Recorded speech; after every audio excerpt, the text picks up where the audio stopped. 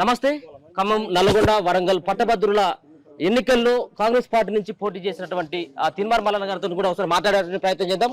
మరి కాసేపటి క్రితమే మొదటి ఎన్నికల ఫలితం కూడా రావడం జరిగింది. ఈ సంబంధించినటువంటి మొదటి రౌండ్ లో మరి తిన్మార్ మల్లన్న కాంగ్రెస్ పార్టీకి సంబంధించినటువంటి అభ్యర్థికి సుమారుగా 10,000 ఓట్ల మెజార్టీ వచ్చిందని చెప్పేసి తెలుస్తా ఉంది. ఒకసారి మాట్లాడదాం, తిన్మార్ మల్లన్న గారితో కూడా మాట్లాడదాం. ముందుగా అయితే అన్నగారు కంగ్రాట్స్. మొత్తానికైతే మొదటి రౌండ్ లో మీకు 10,000 ఓట్ల మెజార్టీ వచ్చిందని చెప్పేసి తెలుస్తా ఉంది. ఏ విధంగా చూడొచ్చు దీన్ని?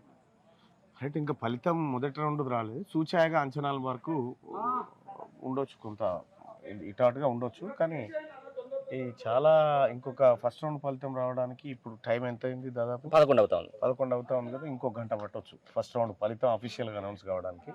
కాబట్టి అఫీషియల్గా అనౌన్స్ రాకముందుకు మనం ఎంత మెజార్టీ అనేది చెప్పడం కష్టం. కానీ ఒక మాట అయితే నిజం, ఈ ఎన్నికల్లో ప్రజలు ఒక మంచి తీర్పుని ఇవ్వబోతున్నారనేది మాత్రం మాకు స్పష్టంగా అర్థమవుతుంది.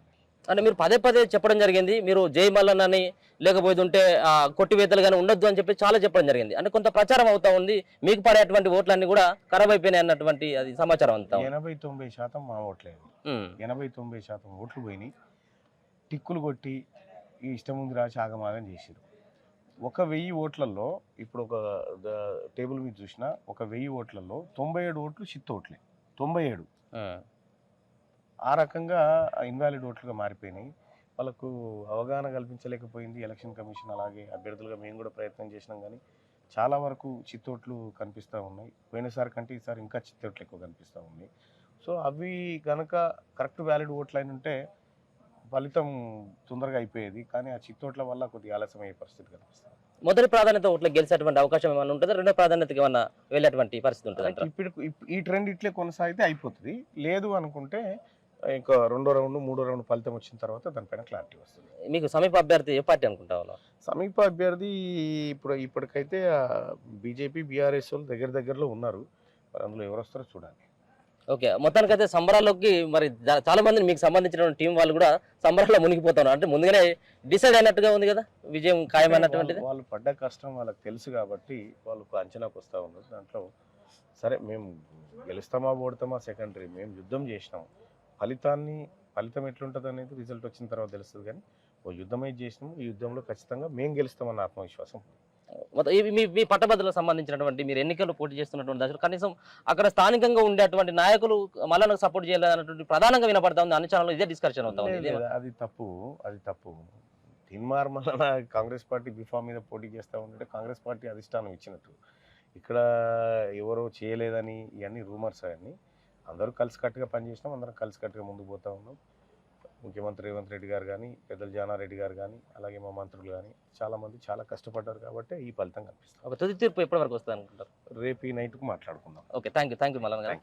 Advance congratulations. మొత్తానికైతే మల్లన్న గారు చెప్తున్నటువంటి అంశం ఖచ్చితంగా ఈ సంబంధించినటువంటి ఎన్నికల్లో మల్లన్న వాళ్ళ పక్కన కాంగ్రెస్ పార్టీ తప్పకుండా విజయం సాధిస్తుంది. అంతేకాకుండా పట్టభద్రులు అంతా కూడా మల్లన్న వైపు నడిచారన్నటువంటి అభిప్రాయాన్ని వ్యక్తం చేస్తూ ఉన్నారు. చూసినట్టయితే ఎన్నికల సంబంధించినటువంటి ఫలితాలు వెల్లడవుతున్నటువంటి దశలో మొదటి సంబంధించినటువంటి రౌండ్లో మల్లన్నకైతే మరి అఫీషియల్గా అనౌన్స్మెంట్ కానప్పటికీ కూడా అది ఖచ్చితంగా 10,000కు పైన ఓట్ల మెజార్టీతో మల్లన్న దూసుకుపోతున్నట్టుగా తెలుస్తా ఉంది. సమీప అభ్యర్థి కేవలం ఆయనకేమో 22-25,000 ఓట్లు పడితే మల్లన్నకేమో మెజార్టీ ఓట్లతో పాటు ఆయనకు మొత్తం ఓవరాల్గా ఓట్లను కలుపుకున్నట్టయితే సుమారుగా 40-42,000 ఓట్లు పడ్డట్టుగా తెలుస్తూ ఉంది. ఇదే సంబంధించిన ట్రెండ్ కనుక కంటిన్యూ అయినట్టయితే ఖచ్చితంగా మొదటి ప్రాధాన్యత ఓట్లలోనే అంటే 4 రౌండ్లలో అంటే ఒక్కొక్క రౌండ్లో సుమారుగా 96,000 ఓట్లను లెక్కిస్తున్నటువంటి తరుణం. కాబట్టి ఈ యొక్క 4 రౌండ్ల ఫలితంలోనే మల్లన్న గెలిచేటువంటి అవకాశం ఉంటుందన్నటువంటి అభిప్రాయాన్ని కూడా వ్యక్తం చేస్తా ఉన్నారు. మొత్తానికైతే అర్ధరాత్రి కావస్తా ఉన్నది. మొదటి రౌండ్ ఫలితం తేలేందుకు సుమారుగా 7 గంటల సమయం నల్గొండ, ఖమ్మం, వరంగల్ పట్టభద్రుల ఎమ్మెల్సీ స్థానం కోసం జరిగినటువంటి ఈ యొక్క పోటీలో నిలిచినటువంటి అభ్యర్థులు ఎవరో నిర్ణయించేందుకు చాలా టైం పట్టేటువంటి అవకాశం ఉంటుంది. మొదటి రౌండ్ యొక్క ఫలితం తేలేందుకు దాంట్లో సుమారుగా 7 గంటల టైం పట్టింది. ఇప్పటి వరకు కూడా ఒక స్పష్టత లేదు. అయినప్పటికీ కూడా మనకు అందుతున్నటువంటి సమాచారం ప్రకారం మొదటి రౌండ్లో 96,000 ఓట్లని లెక్కించినటువంటి ఎన్నికల అధికారులు దానిలో ఏ పార్టీ అభ్యర్థికి ఎన్ని ఓట్లు వచ్చాయన్నటువంటి దానిపైన కూడా డిసైడ్ చేసినట్టుగా తెలుస్తూ ఉంది. దాంట్లో భాగంగా మొదటి రౌండ్లలో సుమారుగా 96,000 ఓట్లను లెక్కిస్తే దాంట్లో కాంగ్రెస్ పార్టీ అభ్యర్థి తిన్మార్ మల్లన్నకి 42,000 ఓట్లు వచ్చినట్టుగా తెలుస్తూ ఉంది. ఇంకొక పక్కన సమీప అభ్యర్థి అయినటువంటి ఎనుగుల రాకేష్ రెడ్డి బీఆర్ఎస్ పార్టీ అభ్యర్థికి 27,000 ఓట్లు, 3వ ప్లేస్లో బీజేపీ పార్టీ అభ్యర్థి గుజుల ప్రేమేందర్ రెడ్డి. అంటే ఇక్కడ చూసినట్టయితుంటే సుమారుగా మల్లన్నకి 12 నుంచి 13,000 ఓట్ల మెజార్టీతోటి ఆయన కొనసాగుతూ ఉన్నటువంటి పరిస్థితిని కూడా చూసుకోవచ్చు. ఈ మొదటి రౌండ్ ఫలితం మాత్రమే. ఇక మిగతా ఉన్నటువంటి రౌండ్లు ఇంకా 3 రౌండ్ల ఫలితాలు తేలాలి. ఇంకా 3 రౌండ్ల యొక్క కౌంటింగ్ కూడా కావాల్సి ఉంది. మరి ఈ 3 రౌండ్లలో తిన్మార్ మల్లన్న ఇదే విధమైనటువంటి ట్రెండ్ని ఏమైనా కొనసాగిస్తాడా లేదనేది కూడా చూడాలి. ఎందుకంటే బ్యాలెట్ పద్ధతిలో జరిగినటువంటి ఎన్నికల ఓట్లను లెక్కించేందుకు చాలా సమయం పడుతుంది. సుమారుగా ఈ ఓట్లను లెక్కించేందుకు 900 మంది సిబ్బంది పగలు రాత్రి తేడా లేకుండా 3 షిఫ్ట్లో పనిచేస్తూ ఉన్నారు ఈ యొక్క ఫలితాన్ని తేల్చేందుకు. ఈవీఎంలో జరిగినటువంటి ఓట్లు మనకు అందరికీ తెలుసు, కేవలం బటన్ నొక్కగానే నెంబర్ డిస్ప్లే అయ్యేది. కానీ అట్లాంటి పరిస్థితి ఇక్కడ ఉండదు. వాళ్ళు వేసినటువంటి బ్యాలెట్ రూపంలో వేసినటువంటి ఓట్లు కాబట్టి ఖచ్చితంగా వాటిని విప్పి దాంతోపాటు మొదటి, 2వ, 3వ ఈ ప్రాధాన్యత ఓట్లకు సంబంధించినటువంటి దానిపైన ఖచ్చితంగా కూడా దానిపైన వాళ్ళు చూడాల్సినటువంటి ఆస్కారం ఉంటుంది. కాబట్టి ఇది కొంత లేట్ ప్రాసెస్ అయ్యేటువంటి అవకాశం ఉంటుంది. అందుకోసం అని చెప్పేసి ఈరోజు మధ్యాహ్నం దర్దాపుగా 1-2 గంటల ప్రాంతంలో స్టార్ట్ అయినటువంటి ఓట్ల లెక్కింపు అర్ధరాత్రి కావస్తున్నప్పుడు కూడా మొదటి ఫలితం అనేది తెలియలేదు. ఇక మిగతా ఉన్నటువంటి మూడు రౌండ్ల ఫలితాలు తేలాలంటే మనం అర్థం చేసుకోవచ్చు. ఒక రౌండ్కు 7 గంటల సమయం పట్టిందంటే ఇంకా మూడు సంబంధించిన రౌండ్ల ఫలితం తేలేందుకు 21 గంటలను కూడా మనం లెక్క వేసుకోవచ్చు. అంటే సుమారుగా రేపు సాయంత్రం వరకు ఈ సంబంధించినటువంటి దానిపైన ఒక క్లారిటీ వచ్చేటువంటి ఆస్కారం ఉంటుంది. ఇంకొక పక్కన మొదటి ప్రాధాన్యత ఓట్లలో ఒకవేళ కనుక ఏ పార్టీ అభ్యర్థికి 50% ఓట్లు క్రాస్ కానట్టయితే ఉంటే మరి మళ్ళీ 2వ ప్రాధాన్యత ఓటు ఎవరికి వేసిందన్నటువంటి దానిపైన మళ్ళీ కౌంటింగ్ ఉండేటువంటి అవకాశం ఉంటుంది. అందుకోసం అని చెప్పేసి మల్లన్న టీం కానీ చెప్తుంది, మనకు లోపల ఉన్నటువంటి సమాచారం ప్రకారం ప్రతి ఒక్క టేబుల్ దగ్గర మల్లన్నకే ఎక్కువ మెజార్టీ వస్తుంది. 80% కనీసం 10కి పైన, అంటే 10కి ఎక్కడ కూడా తగ్గకుండా 10కి పైనే మెజార్టీ ప్రతి టేబుల్ దగ్గర వస్తుందని చెప్పేసి చెప్తా ఉన్నారు. కాబట్టి కాంగ్రెస్ పార్టీ అభ్యర్థి మరో పక్కన ప్రశ్నించేటువంటి గొంతుకగా పేరున్నటువంటి వ్యక్తి, 2 సార్లు ఆయన బరిలో దిగి ఓడిపోయినటువంటి వ్యక్తి. కాబట్టి ఈసారి తెలంగాణ ప్రజలంతా కూడా మల్లన్న వైపే నడిచినట్టుగా ఇక్కడ ఉన్నటువంటి ట్రెండ్స్ను బట్టి చూస్తే అర్థమవుతా ఉంది. మరి మన గతంలో చూసుకున్నట్టయితే ఏ పార్టీ నుంచి అయినా కానీ ఈ గ్రాడ్యుయేట్ ఎమ్మెల్సీ ఎన్నికలు జరిగితే మొదటి రౌండ్లో 10-12 వేల ఓట్లు మొదటి రౌండ్లో వచ్చినటువంటి దాఖలు కనపడలేదు. కానీ ఇప్పుడైతే ఆ ట్రెండ్స్ అయితే కాంగ్రెస్ పార్టీ వైపు నడిచినట్టుగా తెలుస్తూ ఉంది. ఎందుకంటే బీఆర్ఎస్ పార్టీ నుంచి గెలిచినటువంటి పల్లా రాజేశ్వర్ రెడ్డి ఆయన ఎమ్మెల్యేగా గెలిచిన తర్వాత ఎమ్మెల్సీ స్థానానికి ఆయన రాజీనామా చేయడంతో ఏర్పడినటువంటి ఎన్నిక. అంటే బీఆర్ఎస్ పార్టీకి సిట్టింగ్ ఎంపీ అని చెప్పుకోవచ్చు, సిట్టింగ్ సంబంధించినటువంటి ఎమ్మెల్సీ అని చెప్పుకోవచ్చు. కాబట్టి ఈ సిట్టింగ్ ఎమ్మెల్సీని మరోసారి నిలబెట్టుకోవాలన్నటువంటి ఉద్దేశంతో బీఆర్ఎస్ పార్టీ శ్రేణులంతా కూడా చాలా కష్టపడడం జరిగింది. దానిలో భాగంగా ఇంకా పల్లా రాజేశ్వర్ రెడ్డి అయితే మరి చెవిటోడ్చినట్టుగా తెలుస్తూ ఉంది. పైసలు కూడా ఆయన ఖర్చు పెట్టుకోవడం జరిగింది. అయినప్పటికీ కూడా బీఆర్ఎస్ పార్టీ ఇంకా 2వ ప్లేస్కి ఉన్నట్టుగా తెలుస్తూ ఉంది. ఇంకా ట్రెండ్స్ మరి ఎట్లా ఉంటాయి, మరి 2వ ప్రాధాన్యత ఓటుకు వచ్చినట్టయితే ఉంటే ఏ విధమైనటువంటి సమీకరణాలు మారబోతా ఉన్నాయని కూడా మనం చూడాల్సినటువంటి పరిస్థితి అయితే ఏర్పడుతుంది. అంతేకాకుండా ఇండిపెండెంట్ అయినటువంటి అభ్యర్థులు అశోక్ గారు కావచ్చు, బక్కా జడ్సన్ గారు కావచ్చు, వీళ్ళు కూడా ఇంపాక్ట్ ఖచ్చితంగా ఉంటుందని చెప్పేసి భావించడం జరిగింది. అయినప్పటికీ వాళ్ళు 2వ ప్లేస్లో 3వ ప్లేస్లో ఉండేటువంటి ఆస్కారం కనబడట్లేదు. మరి ఉన్నటువంటి 3 ప్రధానమైనటువంటి పార్టీ అభ్యర్థుల మధ్యనే పోటీ ఉన్నప్పటికీ అక్కడ బీఆర్ఎస్ వర్సెస్ కాంగ్రెస్ పార్టీనే కొనసాగుతూ ఉన్నది. బీఆర్ఎస్ పార్టీ అభ్యర్థి కొంత దూరంలోనే ఉన్నప్పటికీ ఏమైనా పుంజుకున్నటువంటి అవకాశం ఉంటుందా లేదనేది చూడాలి. నల్గొండ, ఖమ్మం, వరంగల్ ఈ పట్టభద్రులకు సంబంధించినటువంటి ఎన్నికలు జరిగినప్పటికీ సంబంధించినటువంటి జిల్లాలో ఎన్ని ఓట్లు పడ్డాయి, ఈ యొక్క జిల్లానే బండిలు కట్టాలన్నటువంటి వ్యవస్థ ఎక్కడ ఉండదు. అన్ని సంబంధించినటువంటి ఓట్లని ఒక దగ్గర పోసి ఒక్కొక్క సంబంధించినటువంటి బండిల్లో 25 ఓట్లని వాళ్ళు బండిలుగా కడతారు. దాని తర్వాత అక్కడ ఉన్నటువంటి పార్టీల ఏజెంట్ల సమక్షంలోనే వాటిని విప్పేసి వాళ్ళకు ఏ పార్టీకి ఓటు పడ్డదని చెప్పేసి చూపెట్టి వాళ్ళ యొక్క బాక్సులు వేసేటువంటి ప్రక్రియ చాలా లేట్ ప్రాసెస్ ఉంటుంది.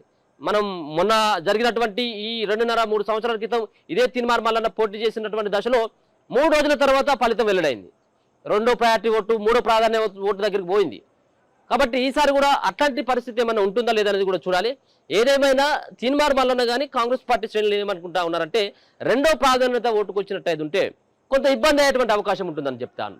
మరో పక్కన మొదటి ప్రాధాన్యత ఓట్లు 40% కంటే కొంత తక్కువ ఉన్నట్టయితే ఉంటే మల్లన్న యొక్క ఓట్ల శాతం ఆయనకు చాలా కష్టమయ్యేటువంటి పని ఉంటుంది.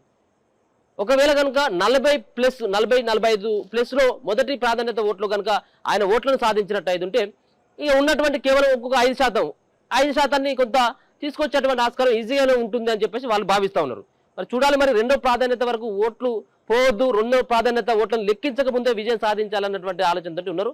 ఇప్పటికే చాలా ఇక్కడ ఉన్నటువంటి పార్టీ అభ్యర్థులు ఎవరైతే పోటీ చేసినటువంటి అభ్యర్థులలో కేవలం బీఆర్ఎస్ పార్టీకి సంబంధించినటువంటి అభ్యర్థి యనుమల రాకేష్ రెడ్డి అక్కడ సంబంధించినటువంటి కౌంటింగ్ సంబంధించిన సరళిని ఆయన పరిశీలిస్తూ ఉన్నాడు. మల్లన్న సైతం కూడా ఈ సరళిని పరిశీలిస్తూ ఉంటే బీజేపీ పార్టీకి సంబంధించిన అభ్యర్థి అయితే మరి కనబడట్లేదు. మరి ఇప్పటికే ఆయన ఏమైనా డిసైడ్ ఉంటాడు కావచ్చేమో, మేబీ ఎన్నికల జరిగినటువంటి విధానం కావచ్చు. మరో పక్కన ఇక్కడ ఈ పోటీ తీవ్రమైనటువంటి దశలో మరి ఆయన ఓడిపోతాడా అని చెప్పేసి ఏమైనా డిసైడ్ అయినా లేదా అనేది తెలియదు. కానీ మొత్తానికైతే ఇక్కడ కనపడేటువంటి ప్రయత్నం అయితే చేయట్లేదు. మల్లన్న మాత్రం ఇక్కడ ఉండడం జరిగింది. మరో పక్కన యనుమల రాకేష్ రెడ్డి సైతం కూడా ఆయన తిరుగుతూ ఉన్నాడు. చూద్దాం మరి ఈ ఫలితాలు ఏ విధంగా ఉంటాయి. ఈసారి ఎమ్మెల్సీగా మల్లన్నకి ఏమన్నా అదృష్టం కలిసి వస్తుందా? మల్లన్న ఇప్పటికే ఓడిపోవడం జరిగింది. మరి ప్రజలు మల్లన్నని ఆశీర్వదించిందా? ముఖ్యంగా జరిగినటువంటి ఎన్నిక గ్రాడ్యుయేట్ ఎలక్షన్ కాబట్టి డిగ్రీ పూర్తి చేసుకున్నటువంటి వాళ్ళు వేసేటువంటి మేధావులు వేసేటువంటి వాళ్ళు, అంతేకాకుండా మరో పక్కన ఉద్యోగాలు చేసేటువంటి వ్యక్తులు, రిటైర్డ్ అయినటువంటి ఎంప్లాయీస్ చేసేటువంటి ఓట్లు కాబట్టి ఖచ్చితంగా ఆలోచించి వేసేటువంటి ఓట్లు. దీనికి అందుకోసం అని చెప్పేసి ఈ ఎన్నికకు చాలా ప్రాధాన్యత ఉంటుంది. ఎవరు కూడా ఎన్ని స్పీచ్లు ఇచ్చినప్పటికీ, ఎన్నో పైసలు పంచిపెట్టినప్పటికీ కూడా ఈ ఓట్ల పైన ప్రభావం చూపదు. ఎందుకంటే వాళ్ళు ఆల్మోస్ట్ సమాజం పైన వాళ్ళు ఖచ్చితంగా అవగాహనతో ఉంటారు. ఎవరికి ఓటేయాలని చెప్పేసి డిసైడ్ అయి ఉంటారు. కాబట్టి వాళ్ళను మన వైపు మళ్లించుకోవాలన్నటువంటి అదైతే మాత్రం ఉండకపోవచ్చు. ఎన్ని ప్రయత్నాలు చేసినా కానీ అట్లాంటిది అయితే మభ్యపెట్టినప్పుడు కూడా వాళ్ళు వినేనటువంటి పరిస్థితి ఉంటుంది. కాబట్టి ఇప్పుడు జరిగినటువంటి ఎన్నికల్లో ఏ పార్టీ విజయం సాధిస్తుంది, ఏ పార్టీకి ఎన్ని ఓట్లు వస్తాయనేది కూడా కీలకంగా మారింది. ఈ అంచనా వేస్తూ ఉన్నారు. ఇప్పటికైతే మాత్రం మొదటి రౌండ్ తర్వాత వాళ్ళు అంచనా వేసుకుంటా ఉన్నారు. వాళ్ళకు వచ్చినటువంటి ఓట్లు కావచ్చు, రానున్నటువంటి ఓట్లలో ఏ విధమైనటువంటి సిచ్యువేషన్స్ ఉంటాయి, రెండో ప్రాధాన్యత మూడో ప్రాధాన్యత వరకు పోతుందా లేదనేది కూడా మరి కాసేపట్లో, అంటే ఒకటో రౌండ్ తర్వాత రెండో రౌండ్కు తెలిసేటువంటి ఆస్కారం ఉంటుంది. మరి రెండో రౌండ్లో ఇదే సంబంధించినటువంటి వ్యవహారం కనుక నడిచినట్టయితే ఉంటే, ఈ ట్రెండ్స్ కనుక కొనసాగినట్టయితే ఉంటే ఖచ్చితంగా మల్లన్నకైతే విజయం అయితే నల్లరి పైన నడకనేది చెప్పుకోవచ్చు. చూద్దాం మరి ఇంకా 3 రౌండ్ల ఫలితాలు వెల్లడించాల్సినటువంటి ఆస్కారం ఉన్నది. మొదటి ఫలితం మాత్రమే విడుదలవుతున్నటువంటి దశలో మల్లన్నకు వచ్చినటువంటి ఓట్ల సంఖ్య 41,000, ఆయనకు వస్తే 27,000 ఓట్లు అక్కడ సమీప అభ్యర్థి బీఆర్ఎస్ పార్టీ అభ్యర్థి యనుమల రాకేష్ రెడ్డికి రావడం జరిగింది. సుమారుగా 12-13,000 ఓట్ల లీడ్ తోటి మల్లన్న మాత్రం దూసుకుపోతా ఉన్నాడు. కెమెరా పర్సన్ అభితో అనిల్, మన తొలి వెలుగు.